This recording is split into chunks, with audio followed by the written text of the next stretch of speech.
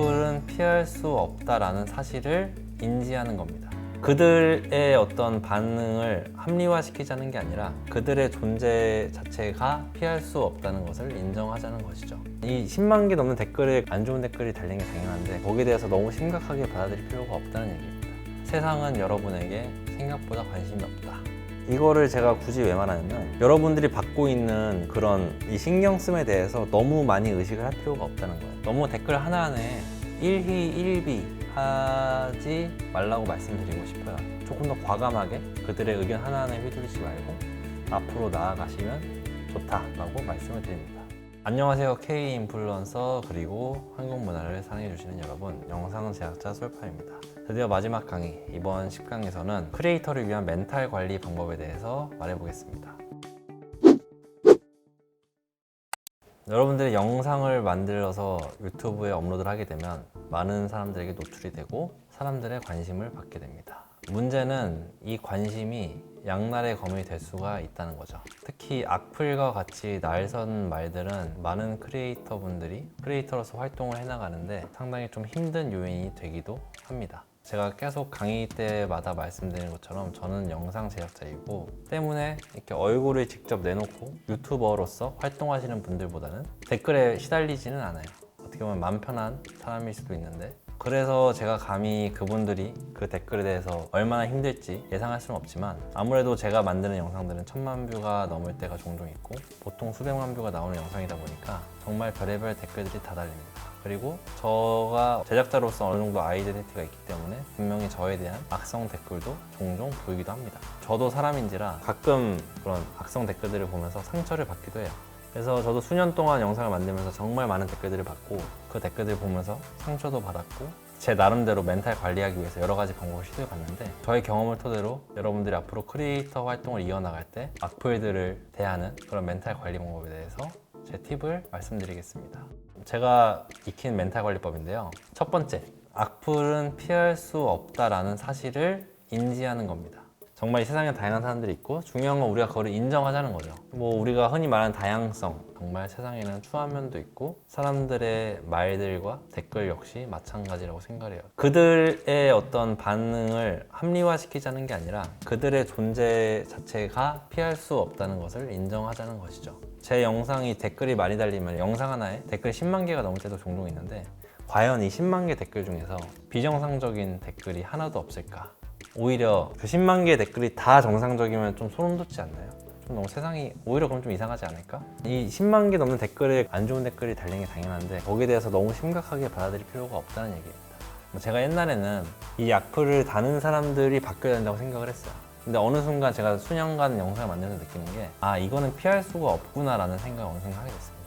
오히려 정상적인 사람들이, 즉 댓글을 달지 않는 정상적인 사람들 보고 댓글을 달라고 하는 게 훨씬 인터넷 생태계에 도움이 되겠다라는 생각이 들더라고요. 예를 들어서 기생충 영화 아시죠? 이제 우리는 그 훌륭한 영화라는 거 다 알지만 영화 평에 한번 들어가 보세요. 쭉 보시면은 별점 테러들이 있습니다. 욕 쓰면서 영화 안 좋다고 이렇게 욕하는 사람도 있습니다. 그런 거 보면서 이렇게 전 세계적으로 인정받는 영화에도 악플이 달리는데 나뿐만이 아니라 모든 유튜브 영상에 그런 악플들이 달린다는 이 세상의 이치 자체를 같이 받아들이자. 이게 저의 멘탈 관리법 1번입니다. 그러니까 악플을 받았을 때 이러지 말고 당연하구나 이렇게 생각하시면 돼요. 이런 식의 기본적인 가치관을 갖고 크리에이터로서 임한다면 그런 한두 개의 악플에 그렇게까지 막 멘탈이 흔들릴 일은 없을 거라고 생각을 합니다.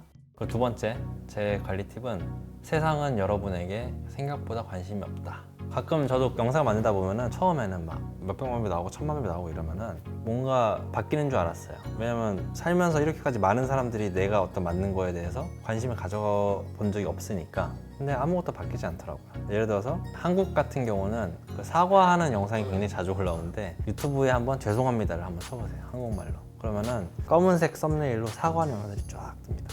엄청 많아요. 근데 중요한 건 여러분들이 그걸 봐도 이 사람들이 왜 사과하고 있는지 그 썸네일만 봐서 모른다는 거죠.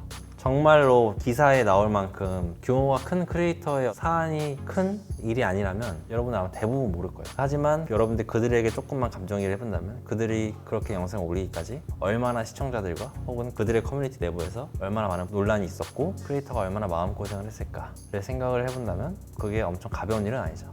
근데 중요한 건 우리가 그들의 사안에 대해서 모르는 것처럼, 그리고 그들이 악플을 받는지도 모르잖아요, 여러분들은. 그런 것처럼 여러분들이 악플을 받는 것도 세상 사람들은 잘 모른다입니다.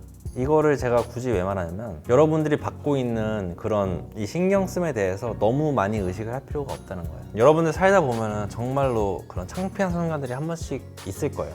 저도 막 생각만 해도 얼굴이 막 붉어지는 굉장히 좀 창피한 일들이 많은데, 거꾸로 한번 생각을 해본다면 과연 여러분들은 그 남의 어떤 그 창피한 기억들을 얼마나 생각을 하냐 이거죠.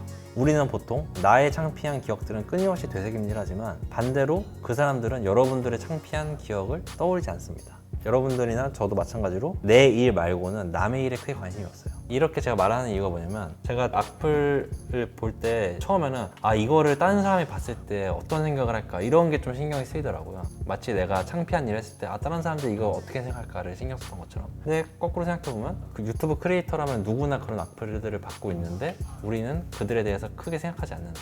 마찬가지로 나에게 달린 악플도 다른 사람들은 크게 신경 쓰지 않는다. 그러니까 너무 마음 고생할 필요는 없다입니다. 내 인생은 크게 달라지지 않는다. 이거를 항상 명심을 하시면 될 것 같습니다. 제가 지금 두 가지를 말씀드렸는데, 첫 번째는 악플은 무조건 달린다. 그걸 인정하자이고, 두 번째는 세상 사람들은 나한테 크게 관심이 없다. 악플 하나로 내 삶이 흔들리는 것처럼 느껴지지만 나 빼고 그 누구도 그 악플이 존재하는 것조차도 모른다.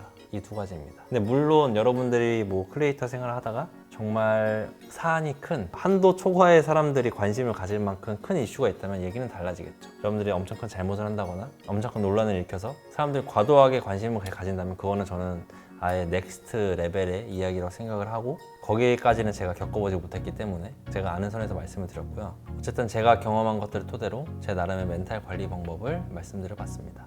지금까지 제가 악플을 받았을 때 멘탈 관리하는 방법에 대해서 생각의 전환을 하시라고 말씀드렸고, 제가 추가적으로 또 하나 말씀드리고 싶은 거는, 너무 댓글 하나하나에 일희일비 하지 말라고 말씀드리고 싶어요. 특히 구독자가 적은 크리에이터일수록 구독자 한 명 한 명이 눈에 밟힐 거예요. 그리고 그들의 의견이 나의 어떤 채널 정체성에 큰 영향을 미칠 수가 있는데, 제 경험상 감히 말씀드리자면 10,000명 이하다, 구독자가.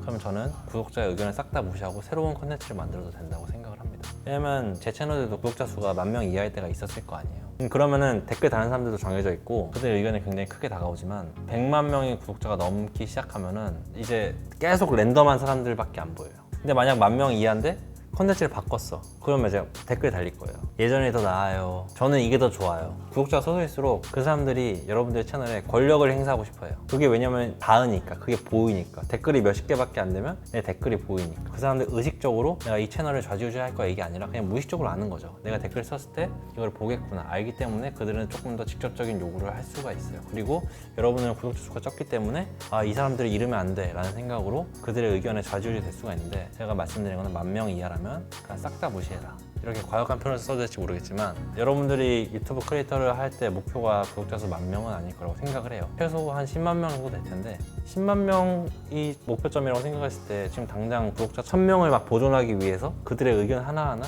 그들의 피드백 하나하나를 받을 필요는 없거든요. 그래서 조금 더 과감하게 그들의 의견 하나하나에 휘둘리지 말고 앞으로 나아가시면 좋다라고 말씀을 드립니다. 사실 뭐 제가 여러 가지 말씀드렸는데, 이건 제 성향의 차이도 있겠죠. 제 성격이 여러분들이 봤을 땐 어떨지 모르겠지만, 위의 방법들로 여러분들의 멘탈이 관리가 안 될 수도 있겠죠. 되게 힘들어 하실 수도 있을 거고, 제가 생각하는 이 방법이 여러분들에게 적용이 안 될 수도 있을 것 같아요. 그리고 저도 겪어보기 전까진 몰랐는데, 이 댓글이라는 게 안 겪어본 사람들은 예상하기 힘들 정도로 당사자에게 크게 다가갈 수가 있습니다. 저도 간접적으로 겪어봤지만, 왜 악플을 받은 사람들이 우울증에 걸리고 자살까지 하는지 제가 감히 그만큼 100% 공감한다고 말씀 못 드리지만, 어느 정도 공감은 되더라고요. 그래서 어찌됐든 크리에이터로서 슬프게도 가져가야 되는, 주머니에 넣고 다니는 애물단지처럼 가져갈 수밖에 없는 게 사람들의 반응, 그리고 안 좋은 댓글들이라고 생각을 하고요. 그래도 여러분들이 만드는 영상에는 항상 좋은 댓글만 달리기를 바랍니다. 이렇게 여러분 1강부터 10강까지 모든 강의가 끝났습니다. 한국 문화 홍보 크리에이터 여러분들에게 도움이 되었는지 잘 모르겠습니다. 제가 10강 동안 말을 이것저것 했는데 여러분들에게 조금이나마 도움이 되었으면 좋겠습니다. 추가적으로 질문이 있다면 댓글에 남겨주세요. 지금까지 솔퍼였습니다. 감사합니다.